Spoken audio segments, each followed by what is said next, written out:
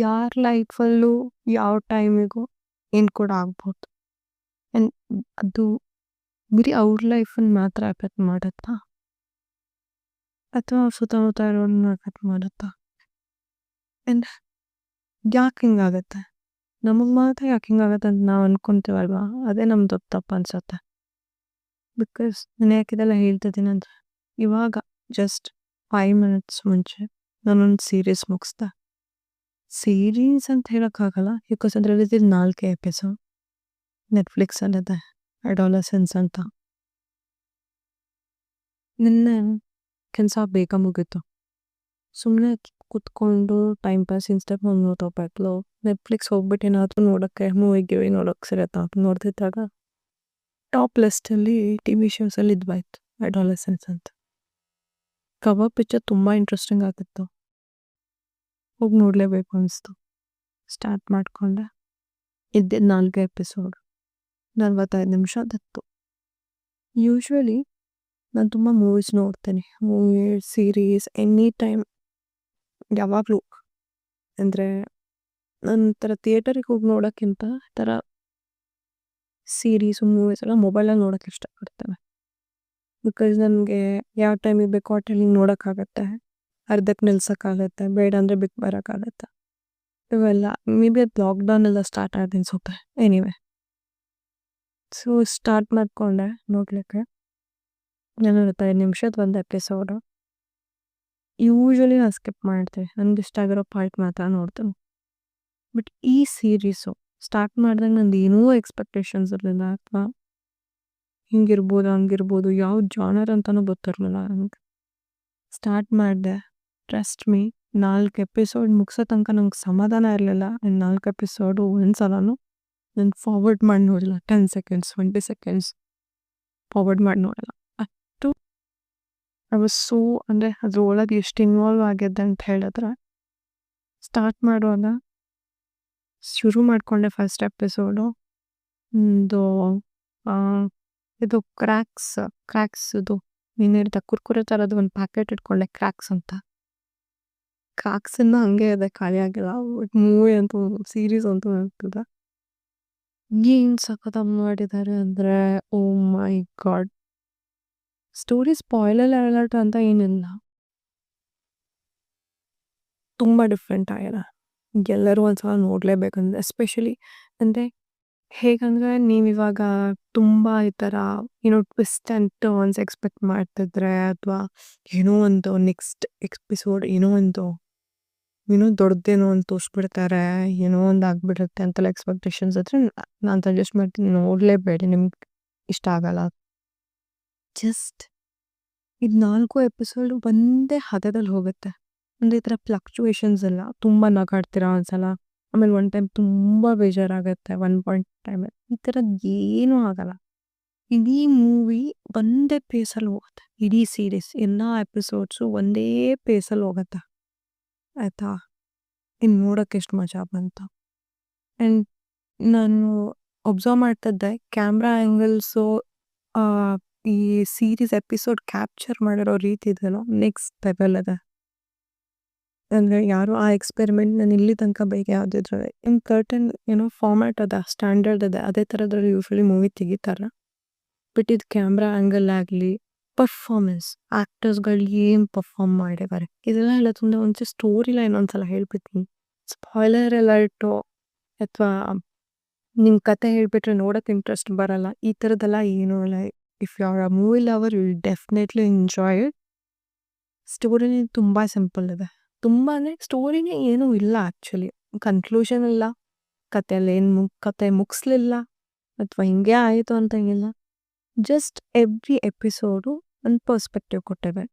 ಇವಾಗ story line ಹಿಂಗಿದೆ. 13 ವರ್ಷದ ಹುಡುಗ, ಬಿಕಾಸ್ ಇಂಡಿಯಾದಲ್ಲಲ್ಲ, ಇದು ಬೇರೆ ಕಂಟ್ರಿಲಿ ಆಗಿರೋದು. 13 ವರ್ಷದ ಹುಡುಗ ಒಂದು 15 ವರ್ಷದ ಹುಡುಗಿನ ಸಾಯಿಸ್ತಾಳೆ. ಹಿಂಗೆ 7 ಸಲ ಚುಚ್ಚಿ ಸಾಯಿಸ್ತಾನೆ.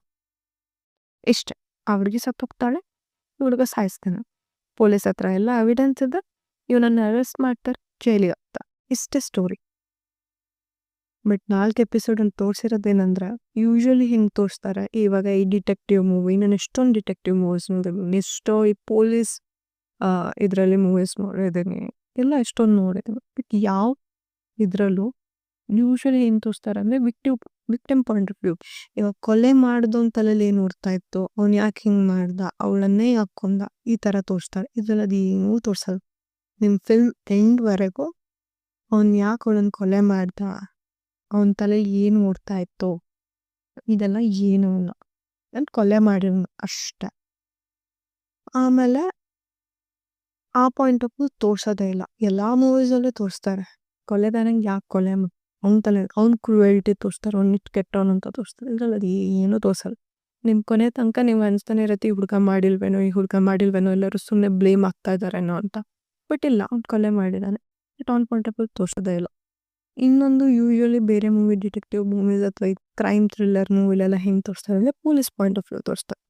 ಅವ್ರು ಹೆಂಗೆ ಕಳ್ಳನ ಹಿಡಿದ್ರು ಅಥವಾ ಈ ಕಳ್ಳ ಅಂತೀನಿ ಈ ಕೊಲೆಗಾರನ ಹಿಡಿದ್ರು, ಅವ್ರು ಹೆಂಗೆ ಐಡೆಂಟಿಫೈ ಮಾಡಿದ್ರು, ಎವಿಡೆನ್ಸ್ ಹೆಂಗೆ ಕಲೆಕ್ಟ್ ಮಾಡಿದ್ರು, ಅವ್ರಿಗೆ ಎಲ್ಲಿ ಒಂದು ಕ್ಯಾಚ್ ಥರ ಸಿಕ್ತು, ಇವನೇ ಇರ್ಬೋದಂತ ಅವ್ರಿಗೆ ಹೇಗೆ ಗೊತ್ತಾಯಿತು, ಇಂಥದ್ದೆಲ್ಲ ತೋರಿಸ್ತಾರೆ.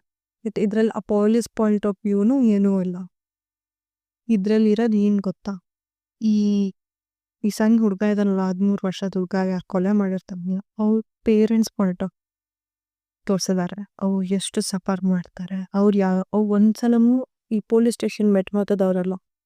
ಫಸ್ಟ್ ಟೈಮ್ ಅವ್ರು ಫಸ್ಟ್ 1-2 ಎಪಿಸೋಡ್ ಅಂತೂ ಅವ್ರು ಎಷ್ಟು ಅನ್ಕೊಂಡಿರ್ತಾರೆ, ಎಲ್ಲರ ಹತ್ರ ಹೋಗಿ ಹೇಳ್ತಾ ಇರ್ತಾರೆ ನನ್ನ ಮಗ ಹಿಂಗೆ ಮಾಡೋಕ್ಕೆ ಸಾಧ್ಯನೇ. 13 ವರ್ಷದ ಹುಡುಗ ಒಂದು ಹುಡುಗಿನ ಅದು ಅವನಕ್ಕಿಂತ 2 ವರ್ಷ ದೊಡ್ಡ ಹುಡುಗಿನ ಯಾಕೆ ಕೊಲೆ ಮಾಡ್ತಾನೆ. ನನ್ನ ಮಗ ಅಂತೂ ಒಳ್ಳೆಯವನು, ಅವ್ನು ತುಂಬ ಶಿಸ್ತು, ಸ್ಕೂಲಿಗೆ ಹೋಗ್ತಾನೆ ಬರ್ತಾನೆ, ಅವ್ನ ರೂಮಿಗೆ ಹೋಗ್ತಾನೆ, ಬಾಗ್ಲಾಕೊಂತಾನೆ ಮಲ್ಕೊತಾನೆ, ಇಷ್ಟೇ. ಅವ್ನಿಗೆ ಮಾಡೋಕ್ಕೆ ಚಾನ್ಸೇ ಇಲ್ಲ. ನಮ್ಮ ಹುಡುಗನ 13 ವರ್ಷದಿಂದ ನಾವೇ ಬೆಳೆಸಿರೋದು, ನಾವು ಕರೆಕ್ಟಾಗಿ ಬೆಳೆಸಿಲ್ಲ ಅಂತ ಅನ್ಕೊಂತಾರೆ. ನಾವು ಯಾವತ್ತೂ ಪೊಲೀಸ್ ಸ್ಟೇಷನ್ ಮೆಟ್ಲಾಗ್ತಿಲ್ಲ, ಹಂಗೆ ಹಿಂಗೆ. ಅವ್ರದ್ದು ಫಸ್ಟ್ ಎಕ್ಸ್ಪೀರಿಯನ್ಸ್ ಪೊಲೀಸ್ ಸ್ಟೇಷನ್ ಅಥವಾ ಇಲ್ಲ ಅವ್ರ ಮಗನ ಬಗ್ಗೆನೇ ಅವ್ರ ವಿಚಾರಗಳು ಹೆಂಗೆ ಬದಲಾಗುತ್ತೆ, ನಿನಗೆ ಎಷ್ಟು ಪಾಪದವನು ಅಂತ ಅಂದ್ಕೊಂಡಿದ್ದು. ಆ ಹುಡುಗ ಜೋರು ಇಲ್ಲ, ಜಸ್ಟ್ ಅದೊಂದು ಮೈಂಡ್ ಸೆಟ್ಟಲ್ಲಿ ಹೋಗಿ ಮಾಡಿಬಿಟ್ಟಿದ್ದಾನೆ. ಇವ್ರಿಗೆ ಅದು ಡೈಜೆಸ್ಟ್ ಮಾಡ್ಕೊಳಕ್ಕೂ ಆಗ್ತಾ ಇಲ್ಲ ಅವ್ನ ಮಗ ಮಾಡಿದ್ದಾನೆ, ಅಥವಾ ಅದನ್ನ ನಂಬಕ್ಕೂ ಆಗ್ತಾ ಇಲ್ಲ. ಪೊಲೀಸಿಗೆ ಹೇಳ್ತಾ ಇದ್ರೆ ಅವ್ರು ಫುಲ್ ವಿಡಿಯೋ ಎಲ್ಲ ತೋರಿಸ್ತಾ ಇದ್ದಾರೆ, ನಮ್ಮ ಹತ್ರ CCTV ಫುಟೇಜ್ ಇದೆ ನೋಡಿ, ನಿಮ್ಮ ಮಗನೇ ಮಾಡಿರೋದು, ಅದೇ ಹುಡುಗಿ, ಸೇಮ್ ಶೂಸು, ಸೇಮ್ ಮುಖ ಸಮೇತ ಕ್ಲಾರಿಟಿ ಸಿಗ್ತಾ ಇದೆ, ಇವಾಗಲೂ ನೀವು ಮಾಡಿಲ್ಲ ಅಂತೀರ ಹಂಗೆ ಹಿಂಗೆ ಅಂತ. ಅವ್ರ ಅಪ್ಪಂಗೆ ಅವಾಗ ರಿಯಲೈಸ್ ಆಗೋದು ಇವನೇ ಮಾಡಿರೋದು ಅಂತ. ಬಟ್ ಅದನ್ನು ಎಕ್ಸೆಪ್ಟ್ ಮಾಡ್ಕೊಳಕ್ಕಾಗಲ್ಲ. ಆಮೇಲೆ ಅಕ್ಕಪಕ್ಕದ ಮನೆಯವರು ಇಮ್ಮಿಡಿಯೇಟ್ ಹಿಂದಿನ ತನಕ ಫ್ರೆಂಡ್ಸ್ ಆಗಿದ್ದವರು ನೆಕ್ಸ್ಟ್ ಡೇ ಇಮ್ಮಿಡಿಯೇಟ್ ಏನೋ ಬೇರೆ ರೀತಿನೇ ನೋಡೋಕೆ ಶುರು ಮಾಡಿಬಿಡ್ತಾರೆ. ಎಷ್ಟೊಂದೆಲ್ಲ ಹೋಗ್ತಾರೆ. ಇವಾಗ ನಾನು ಅದೇ ಹೇಳ್ತಿದ್ದಲ್ಲ ಸ್ಟಾರ್ಟಿಂಗ್ ವಿಡಿಯೋದಲ್ಲಿ, ಅಚಾನಕ್ಕಾಗಿ ಲೈಫಲ್ಲಿ ಅನ್ಎಕ್ಸ್ಪೆಕ್ಟೆಡ್ ಆಗಿ ಏನೋ ಒಂದು ಆಗ್ಬಿಡುತ್ತೆ ನಿಮ್ಮ ಮೇಲೆ, ಆಯಿತಾ. ಬಟ್ ನಿಮ್ಗೆ ಮಾತ್ರ ಎಫೆಕ್ಟ್ ಆಗಲ್ಲ, ನಿಮ್ಮ ಸುತ್ತಮುತ್ತ ಇರೋರ್ಗೂ ಎಫೆಕ್ಟ್ ಆಗುತ್ತೆ. ಇದನ್ನೇ 4 ಸೀರೀಸಲ್ಲಿ 4 ಎಪಿಸೋಡಲ್ಲಿ ಇದನ್ನೇ ತೋರಿಸಿರೋದು. ನಿಮ್ಗೊಂಥರ ಬೇಜಾರಾಗ್ತಿರತ್ತೀರಿ, ಎವ್ರಿ 10 ಮಿನಿಟ್ಸ್ 15 ಮಿನಿಟ್ಸ್ ನನಗಂತೂ ಹಿಂಗೆ ಅನ್ಸಿದ್ದು, ಹಿಂಗೆ ಈ ಥರನೇ ಇತ್ತು. ಮುಗಿಸೋ ತನಕ ಸಮಾಧಾನ ಇರಲಿಲ್ಲ. ನನ್ನನ್ನೇ ಸ್ಟಾರ್ಟ್ ಮಾಡ್ಕೊಂಡಿದ್ದು.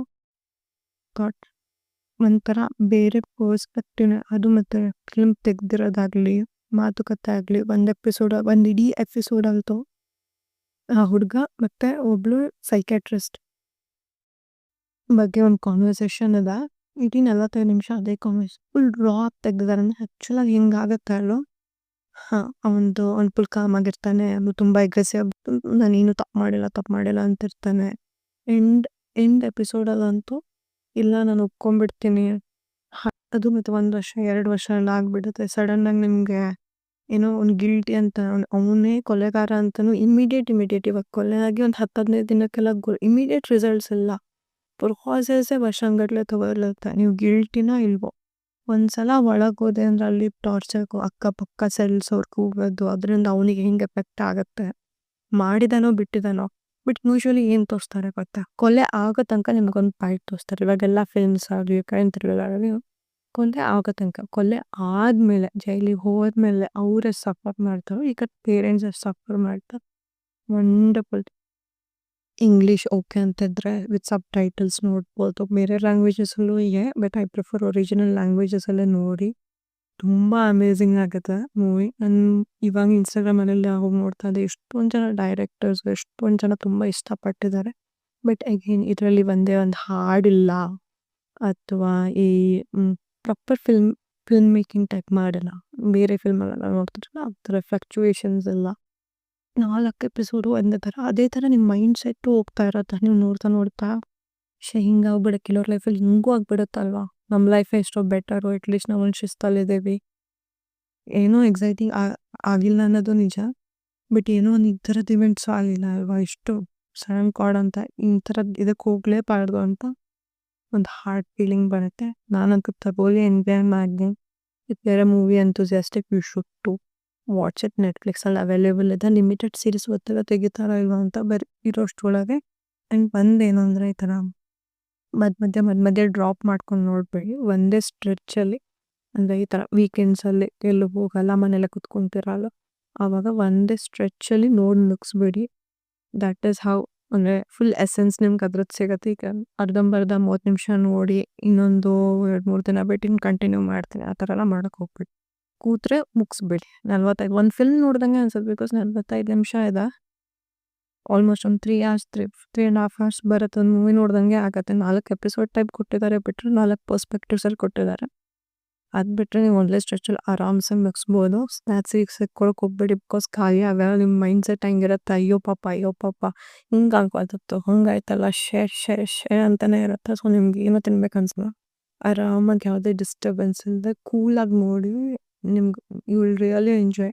ತುಂಬ ಫಿಲ್ಮ್ಸ್ ನೋಡಿ, ತುಂಬ ಸೇಮ್ ಟೈಪ್ ಫಿಲ್ಮ್ ನೋಡಿದವರಿಗೆ ಇದೊಂದು ಹೊಸ ಥರ ಫೀಲ್ ಕೊಡುತ್ತೆ. ಎನಿವೆ ನಿನ್ನೆ ನಾನು ಇಷ್ಟೇ ಮಾಡಿದ್ದು. ಬೇರೆ ಏನು ಮಾಡಿಲ್ಲ, ಕೆಲಸ ಮಾಡಿದೆ, ಇದೊಂದು ಮೂವಿ ನೋಡಿದೆ.